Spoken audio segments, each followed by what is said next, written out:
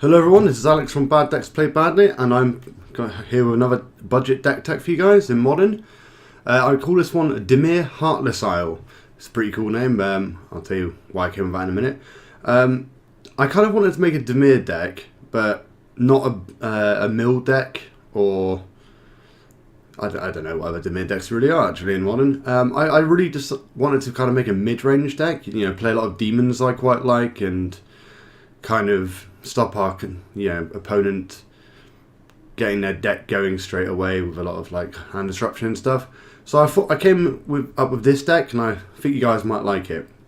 The whole deck is based around Heartless summonings. So creatures spells cost 2 less to cast, and creatures get -1/-1. That's not a big downside in our deck. So it's kind of our ramp so we can start playing big demons. Also paired with Warden of Evos Isle.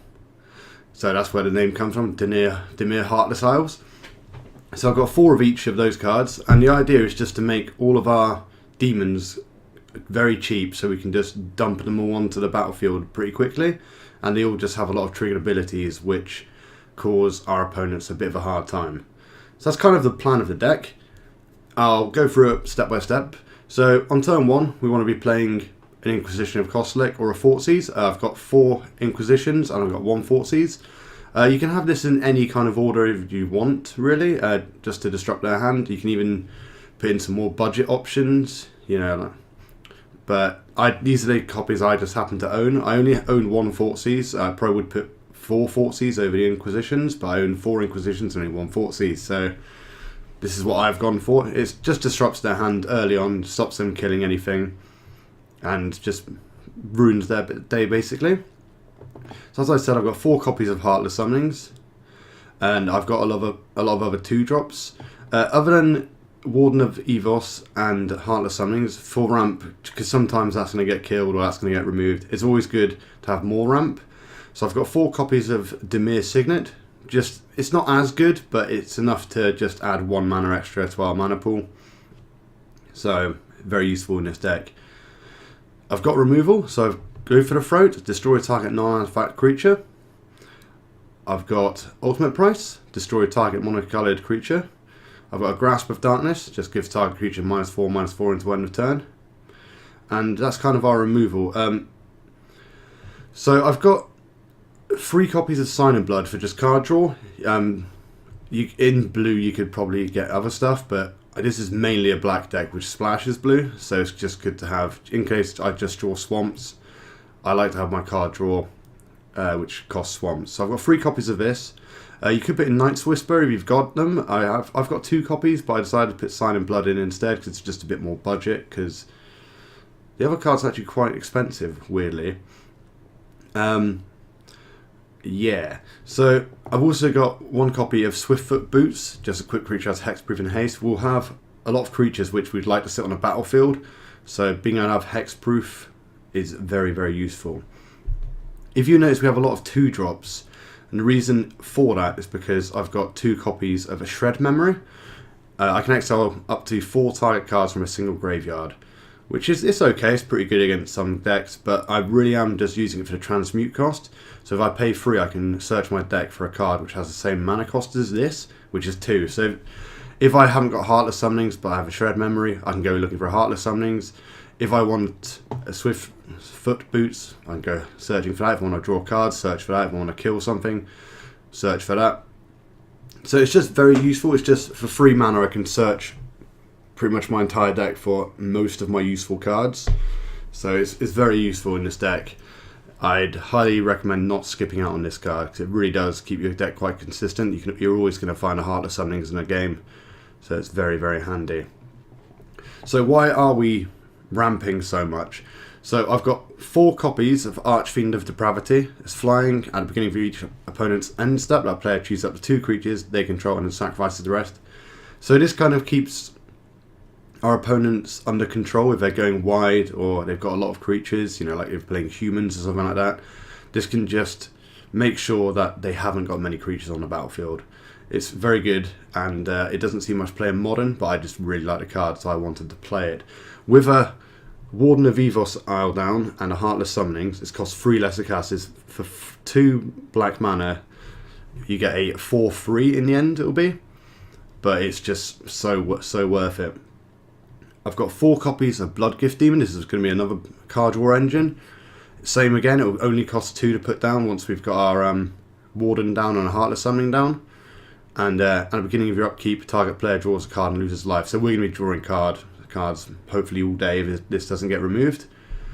And I've also got 4 copies of Indulgent Tormentor. This never sees play in Modern, but I love the card. It's one of the first cards when I started playing Magic. It's one of the first booster packs I ever opened, and I've just loved it since. I always play it in paper if I'm over a friend's house or whatever. It's such a fun card. It does give your opponents the choice whether you get to draw a card or they lose 3 life, but either one's fine by us. And it will be a 4/2 with a Heartless Summonings down, so it's not that big a deal still. It's like the rest, it's going to cost 2 mana and that's it. So we're just ramping into these awesome demons with great at the beginning of upkeep triggers, end of their upkeep triggers. It's just when you start stacking these, it just kind of ruins their day. So it's just really fun, and you can just fly over and smash face. That is essentially a deck. I've got 2 copies of Runescarred Demon, so when it's a little bit later in the game, we can search out any card in our deck.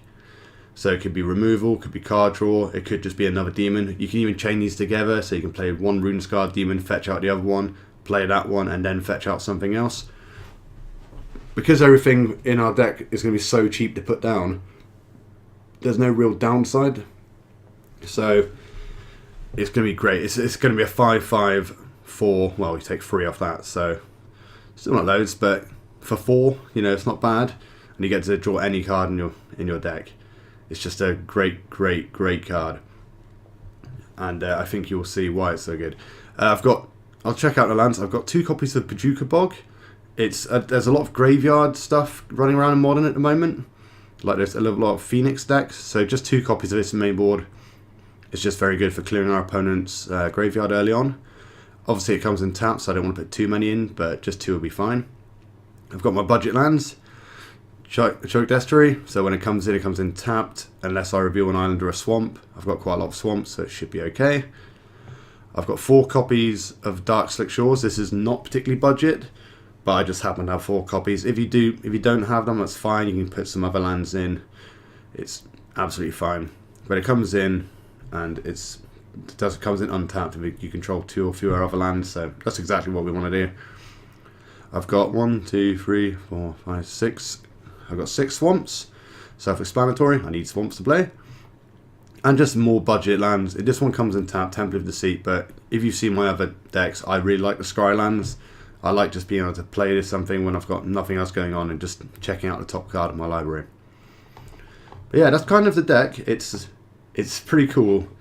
I'll show you the sideboard, because there's not really much, as you can tell, there's not really much blue. It's pretty much a black deck, but with just splashes blue purely for Warden of Evos. But we do have a few more blue cards in our sideboard. So in our sideboard, we have 1 copy of Death Mask. It destroys target green or white creature. To be honest, I just kind of like the art, and it's obviously a good card against green decks, and there's a lot of green decks, so 1 mana destroy any green or white creature is absolutely brilliant for us. I've got 1 copy of Fatal Push, just in case we need a little bit more early removal. I would like to make more room in the sideboard for more removal, but it's kind of tight at the moment, so just 1 copy. That with Death Mask is fine. For control matchups, I've got Underworld Connections. I think it's Phyrexian Arena is the other one. It's an enchantment where each turn you lose 1 life and draw a card. I don't own it. It's a bit more expensive, so this is kind of my budget version. I just get to tap a land, pay 1, draw a card. So it's just good for card advantage against removal. I've got a copy of Liliana's Death Majesty. This is also very good against control as well. I mean, I get to put a 2/2 black zombie creature onto the battlefield by ticking up, which is fine, that's good. But it's mainly there for the -3 of return target creature card from your graveyard to the battlefield. It's just good if they've got a lot of removal and we want to keep our Wardens on the battlefield, or just keep our Demons on the battlefield by just getting them back if they're killed. I've got 2 copies of Lost Legacy. This is a very good sideboard card. Choose a non-artifact, non-land card name. Search target player's graveyard, hand, and library for any number of cards without and exile them. That player shuffles their library, then draws a card for each card exiled from their hand this way. This is just good for getting rid of key combo pieces in a lot of decks. Like, you know, if you play, I don't know, you're playing Titan Shift, and you take out all the copies of their Primeval Titans, it can just really ruin their day, and it really sets us up for a good victory. I really like this card, and it's one of my main reasons ever I want to play black. It's just one of the best sideboard cards in my opinion. Against control again, I've got 3 copies of Negate, self-explanatory, counter target non-creature spell. Against Tron, I've got 3 copies of Spreading Seeds, just turn their lands into an island, plus I get to draw a card, which is very nice.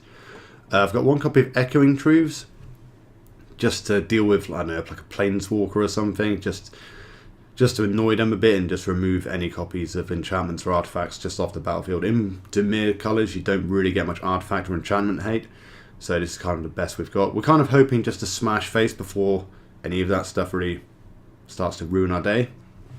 But it's always good to have 1 copy of something like this. And for graveyards, we do have Bajuka Bogs, but we do want extra graveyard hate because there are so many graveyard decks right now. So I've just got 2 copies of Nile Spell Bombs. I sacrifice to exile all cards from target player's graveyard. When it's put into a graveyard from the battlefield, I may pay a black, and if I do, I get to draw a card. Perfect. But that is the deck. That is Dimir Heartless Isles. It's a pretty quick one to explain, but I think once you see it in action, I think you'll think it's a pretty awesome deck. It will have its downsides. Against burn, maybe we won't be able to do very well. Control could really maybe mess up our day, but I think against creature decks, we should be able to fly over the top and smash face and have enough removal and hand disruption just to kind of keep them off playing Magic properly. But yep, that is it. If you want to check out the prices of this deck, there will be a link down below in the description. And if you do like what I do, please subscribe, please like, please comment, and just let me know what you think of the deck. I think it's a pretty fun deck, and I really reckon it's going to be quite a lot of fun. I have had a trial run, 1 or 2 times of this deck just to see if it works. And once you have a Warden of Evos Isles down and a Heartless Summoning down, you can play 2-3 demons a turn, and they're pretty big creatures, being able to fly over and smash face. But it's just all of their triggered abilities; they really start adding up, and they can overwhelm our opponents. Okay, well, stick around for the games, guys, and I'll see you later on. Alright, bye.